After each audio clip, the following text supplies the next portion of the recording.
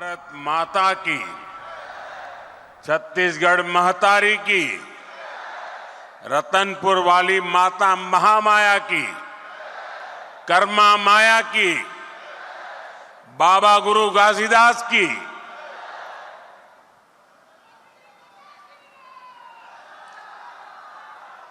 जम्मू संगीत जहूरिया महतारी दीदी बहनी औ सियान जवान मनला जय जोहार। छत्तीसगढ़ के राज्यपाल श्रीमान रामेन डेका जी, यहां के लोकप्रिय और ऊर्जावान मुख्यमंत्री श्री विष्णुदेव साय जी, केंद्रीय मंत्रिमंडल के मेरे साथी मनोहर लाल जी, इसी क्षेत्र के सांसद और केंद्र में मंत्री तोखन साहू जी, छत्तीसगढ़ विधानसभा के स्पीकर मेरे परम मित्र रमन सिंह जी, उप मुख्यमंत्री विजय शर्मा जी, अरुण साव जी, छत्तीसगढ़ सरकार के सभी मंत्रीगण, सांसदगण और विधायकगण और दूर दूर से यहां आए मेरे भाई और बहनों, आज से नववर्ष शुरू हो रहा है। आज पहला नवरात्र है और ये तो माता महामाया की धरती है। छत्तीसगढ़ माता कौशल्या का मायका है। ऐसे में मातृशक्ति के लिए समर्पित ये 9 दिन छत्तीसगढ़ के लिए बहुत ही विशेष रहते हैं और मेरा परम सौभाग्य है कि नवरात्र के पहले दिन मैं यहां पहुंचा हूं। अभी कुछ ही दिन पहले भक्त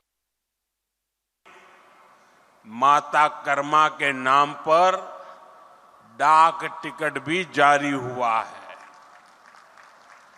मैं आप सभी को इसकी बधाई देता हूं। साथियों,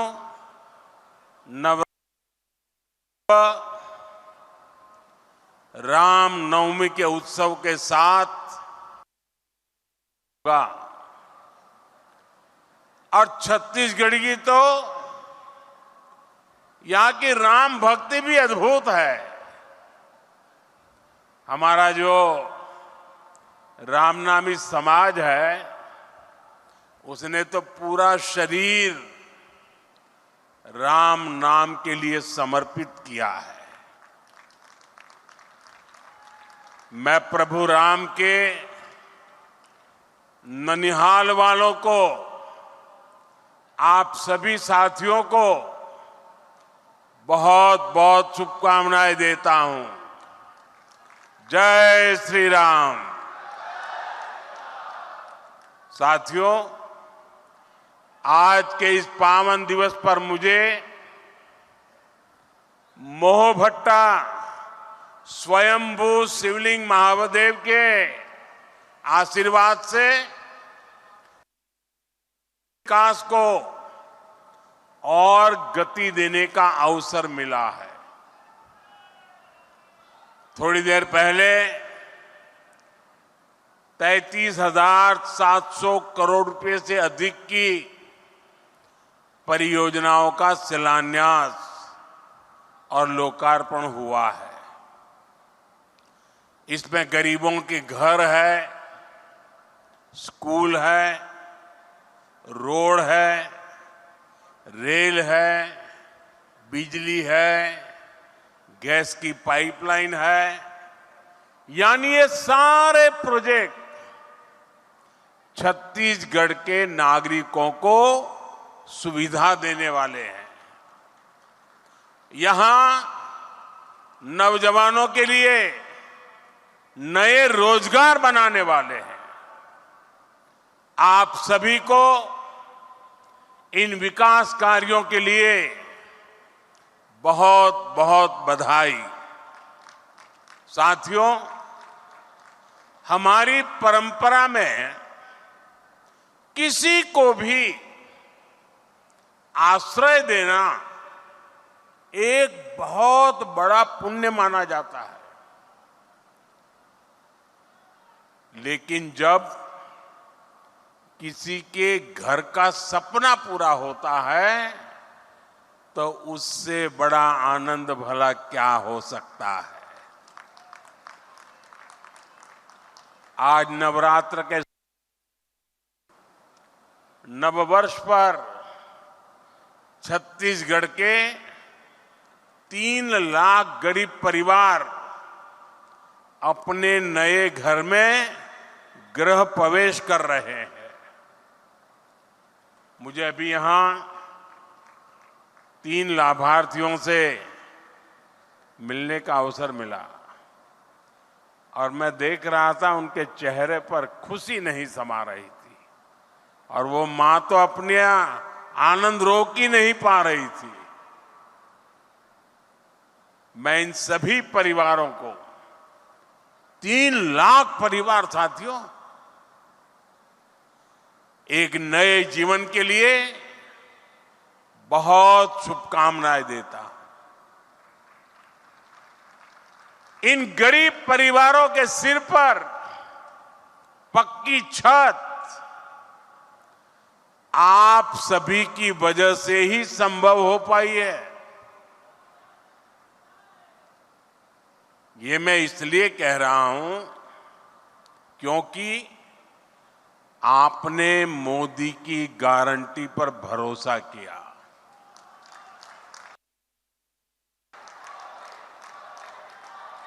छत्तीसगढ़ के लाखों परिवारों के पक्के घर का सपना पहले की सरकार ने फाइलों में गुमा दिया था और तब हमने गारंटी दी थी कि ये सपना हमारी पूरा करेगी। और इसलिए विष्णुदेव जी की सरकार बनते ही पहली कैबिनेट में 18 लाख घर बनाने का निर्णय लिया गया। उसमें से 3 लाख घर बनकर तैयार है। मुझे खुशी इसमें बहुत सारे घर हमारे आदिवासी क्षेत्रों में बने हैं। बस्तर और सरगुजा के अनेक परिवारों को भी अपने पक्के घर मिले हैं।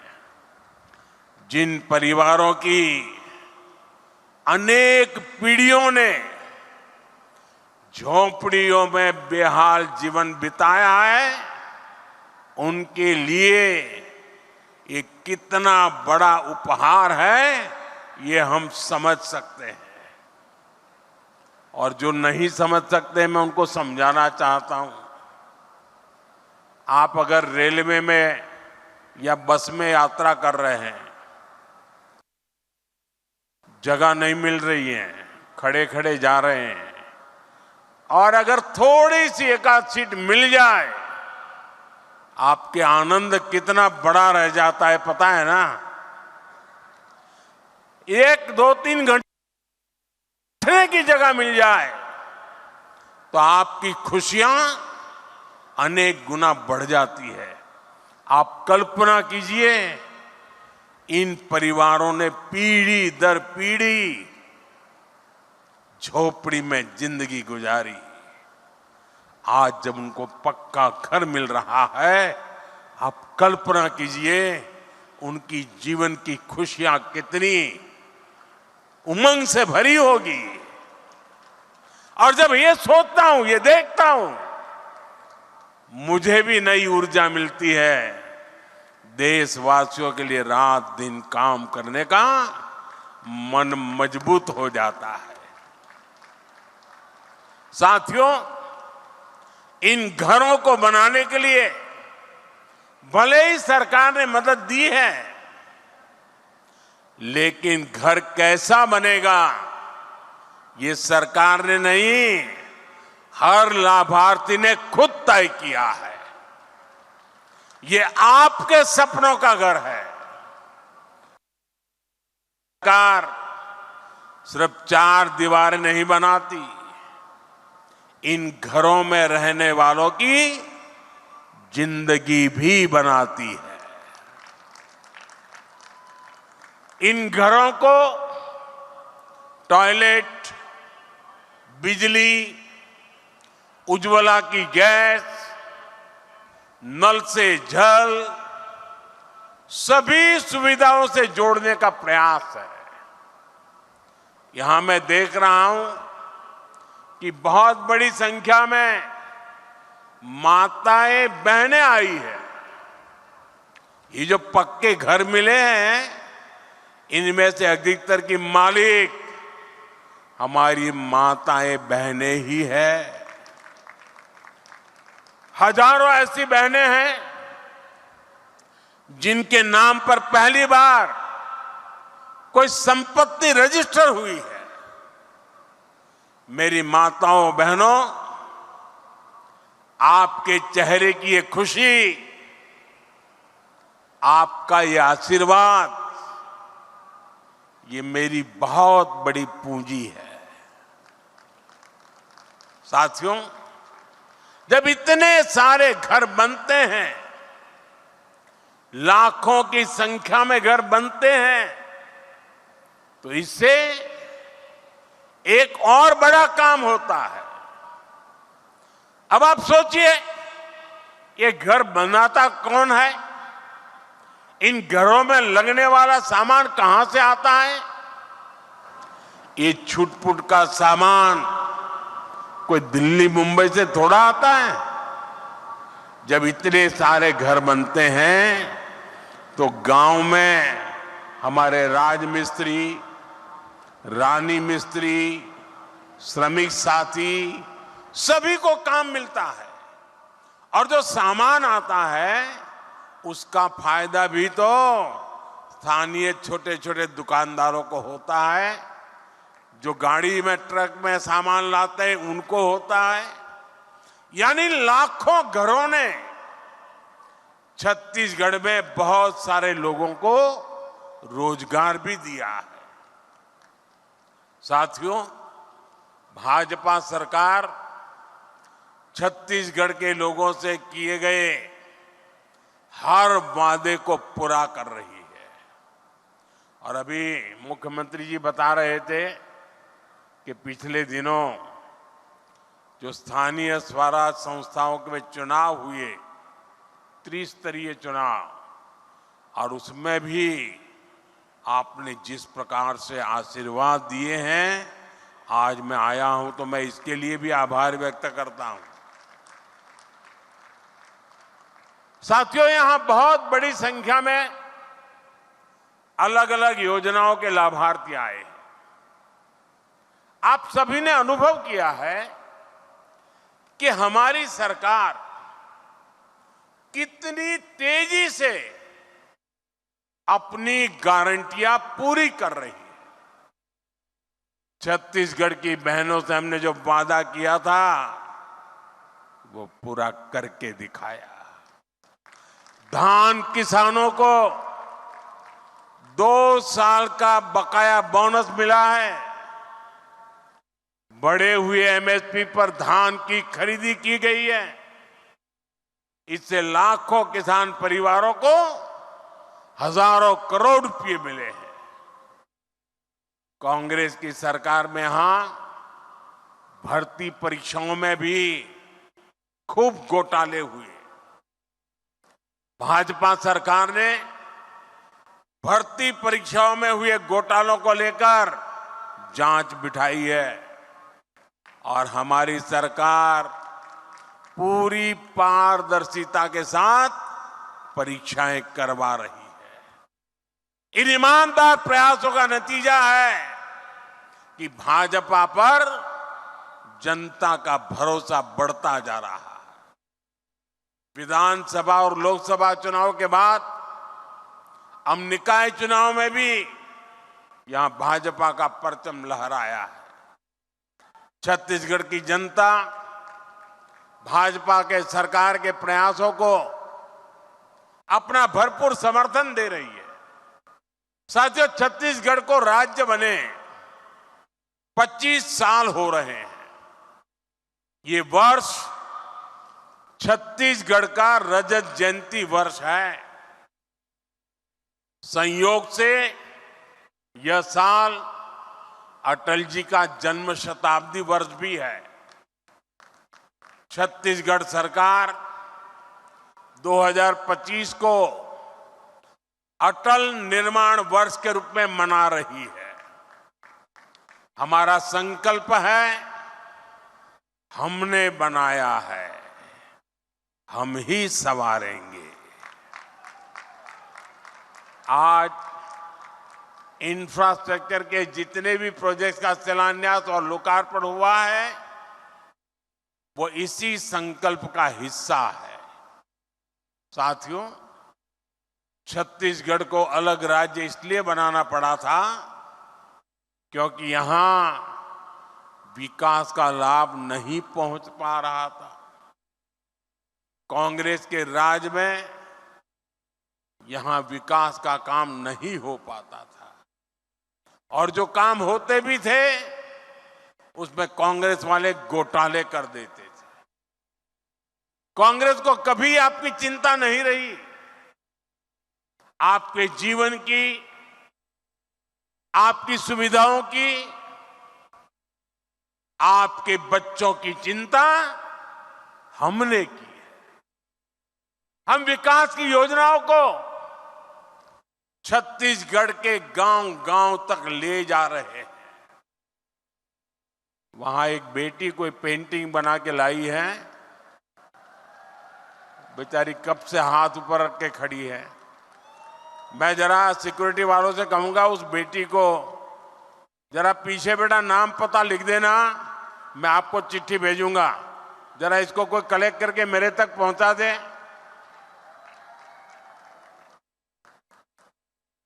बहुत बहुत धन्यवाद बेटा, बहुत धन्यवाद।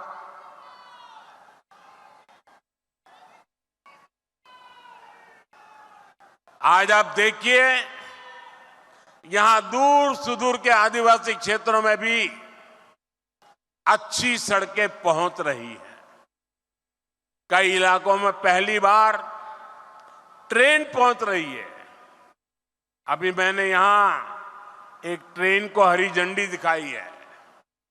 अब यहां कहीं पहली बार बिजली पहुंच रही है, कहीं पाइप से पानी पहली बार पहुंच रहा है, कहीं नया मोबाइल टावर पहली बार लग रहा है, नए स्कूल, कॉलेज, अस्पताल बन रहे हैं। यानी हमारे छत्तीसगढ़ की तस्वीर भी बदल रही है, तकदीर भी बदल रही है। साथियों, छत्तीसगढ़ देश के उन राज्यों में शामिल हो गया है जहां 100% 100% रेल नेटवर्क बिजली से चलने लगा है। ये बहुत बड़ी उपलब्धि है। छत्तीसगढ़ में इस समय करीब 40,000 करोड़ रुपए के रेल प्रोजेक्ट पर काम चल रहा है। इस साल के बजट में भी छत्तीसगढ़ के लिए 7,000 करोड़ रुपए की व्यवस्था की गई है। इससे छत्तीसगढ़ के अनेक क्षेत्रों में अच्छी रेल कनेक्टिविटी की राज्य बेहतर होगी। ये बजट के साथ साथ नेक नियत भी जरूरी है। अगर कांग्रेस की तरह मन और मस्तिष्क में बेईमानी भरी हो तो बड़े से बड़े खजाने भी खाली हो जाते हैं। यही स्थिति हमने कांग्रेस के शासन के दौरान देखी है। इस कारण आदिवासी अंचलों तक विकास नहीं पहुंच पाया। हमारे सामने कोयले का उदाहरण है।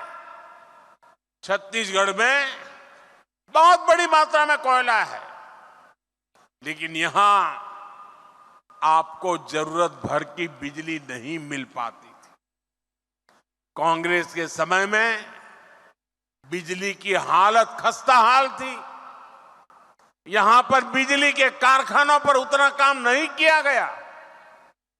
आज हमारी सरकार यहां नए बिजली कारखाने लगवा रही है। साथियों, हम यहां सौर ऊर्जा से बिजली बनाने पर भी बहुत अधिक जोर दे रहे हैं।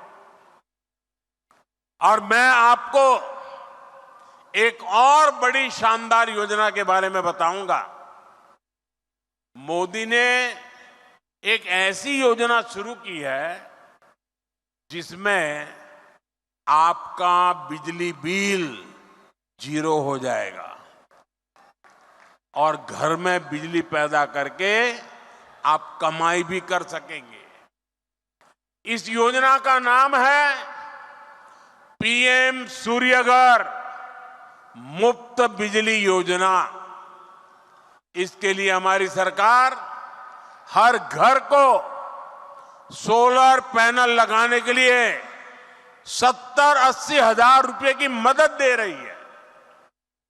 यहां छत्तीसगढ़ में भी 2 लाख से ज्यादा परिवारों ने पीएम सूर्यघर मुफ्त बिजली योजना में अपना रजिस्ट्रेशन करा दिया है। आप भी इस योजना से जुड़ेंगे तो आपको बहुत लाभ होगा। साथियों, नेक नियत का एक और उदाहरण गैस पाइपलाइन भी है। छत्तीसगढ़ समंदर से दूर है, तो यहां तक गैस पहुंचाना इतना आसान नहीं है। पहले जो सरकार थी उसने गैस पाइपलाइन पर भी जरूरी खर्च नहीं किया। हम इस चुनौती का भी समाधान कर रहे हैं। हमारी सरकार यहां गैस पाइपलाइनें बिछा रही है। इससे पेट्रोलियम से जुड़े उत्पादों को ट्रकों से ट्रांसपोर्ट करने की मजबूरी कम होगी। ये चीजें कम कीमत में आप लोगों को मिलने लगेगी। गैस पाइपलाइन आने से यहां सीएनजी से गाड़ियां चल पाएगी। इसका एक और फायदा होगा, घरों में खाना बनाने की गैस अब पाइप से भी आ पाएगी। जैसे पाइप से पानी आता है किचन में, वैसे ही अब गैस आएगा। हम अभी 2 लाख से ज्यादा घरों में सीधे पाइप से गैस पहुंचाने का लक्ष्य लेकर चल रहे हैं। गैस उपलब्ध होने से छत्तीसगढ़ में नए उद्योग लगाना भी संभव हो पाएगा। यानी बड़ी संख्या में यहीं पर रोजगार बनेंगे। साथियों, बीते दशकों में कांग्रेस की नीतियों की वजह से छत्तीसगढ़ सहित देश के अनेक राज्यों में नक्सलवाद को बढ़ावा मिला। देश में जहां जहां अभाव रहा, जो क्षेत्र विकास से पीछे रहे, वहां वहां नक्सलवाद फलता फूलता रहा। लेकिन जिस दल ने 60 साल सरकार चलाई, उसने क्या किया? उसने ऐसे जिलों को पिछड़ा घोषित कर अपनी जिम्मेदारी से मुंह मोड़ लिया। हमारे नौजवानों की अनेक पीढ़ियां खप गई, अनेक माताओं ने अपने लाडले खो दिए, अनेक बहनों ने अपना भाई खो दिया। साथियों, उस समय की सरकारों की ये उदासीनता ये आग में घी डालने जैसा था। आपने तो खुद सहा है, देखा है, छत्तीसगढ़ में कितने ही जिलों में सबसे पिछड़े आदिवासी परिवार रहते थे, उनकी कांग्रेस सरकार ने कभी सूद नहीं ली। हमने गरीब आदिवासियों के शौचालय की चिंता की, स्वच्छ भारत अभियान चलाया, हमने गरीब आदिवासियों के इलाज की चिंता की, 5 लाख रुपए तक मुफ्त इलाज देने वाली आयुष्मान भारत योजना चलाई। हमने आपके लिए सस्ती दवा की चिंता की, 80% छूट देने वाली पीएम जन औषधि केंद्र खोले। साथियों, जो लोग सामाजिक न्याय पर झूठ बोलते हैं, उन्हीं लोगों ने आदिवासी समाज को भूला रखा था। इसलिए तो मैं कहता हूं, जिसको किसी ने नहीं पूछा उसको मोदी पूजता है। हम आदिवासी समाज के विकास के लिए भी विशेष अभियान चला रहे हैं। हमने आपके लिए धरती आबा जनजातीय उत्कर्ष अभियान शुरू किया है। इसके तहत करीब 80,000 करोड़ रुपए आदिवासी क्षेत्रों में खर्च किए जा रहे हैं। इससे छत्तीसगढ़ के करीब 7,000 आदिवासी गांवों को फायदा हो रहा है।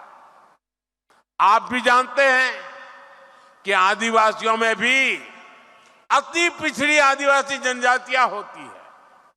पहली बार हमारी सरकार ने ऐसे अति पिछड़े आदिवासियों के लिए पीएम जनमन योजना बनाई है। इसके तहत छत्तीसगढ़ के 18 जिलों में 2000 से अधिक बसाहटों में काम किया जा रहा है। देश भर में पिछड़ी जनजातियों की बस्तियों में करीब 5000 किलोमीटर की सड़कें स्वीकृत की गई है। इनमें से करीब आधी सड़कें छत्तीसगढ़ में ही बनाई जानी है, यानी 2500 किलोमीटर की सड़कें यहां पीएम जनमन योजना के तहत बनेगी।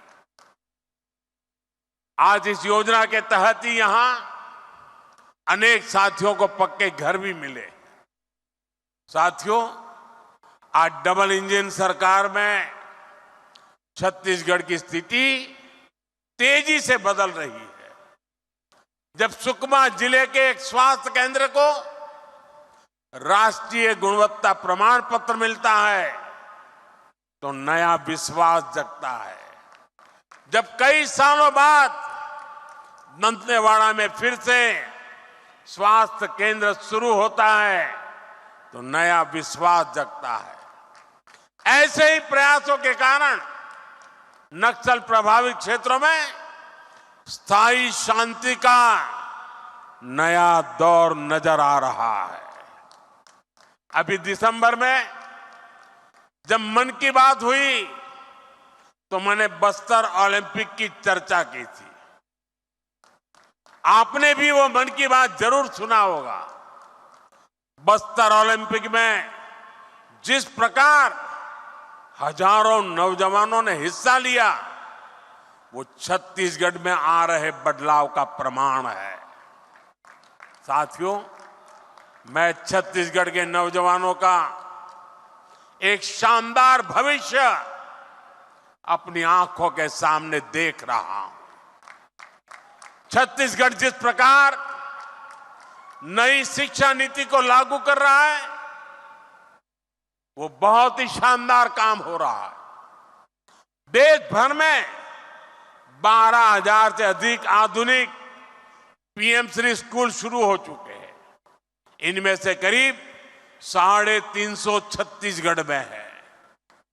ये पीएम श्री स्कूल दूसरे स्कूलों के लिए आदर्श बनेंगे। इससे राज्य की पूरी शिक्षा व्यवस्था का स्तर ऊपर उठेगा। छत्तीसगढ़ में दर्जनों एकलव्य मॉडल स्कूल पहले से ही शानदार काम कर रहे हैं। नक्सल प्रभावित इलाकों में भी अनेक स्कूल फिर से शुरू किए गए हैं। आज छत्तीसगढ़ में विद्या समीक्षा केंद्र की भी शुरुआत हुई है। यह भी देश की शिक्षा व्यवस्था में एक बड़ा कदम है।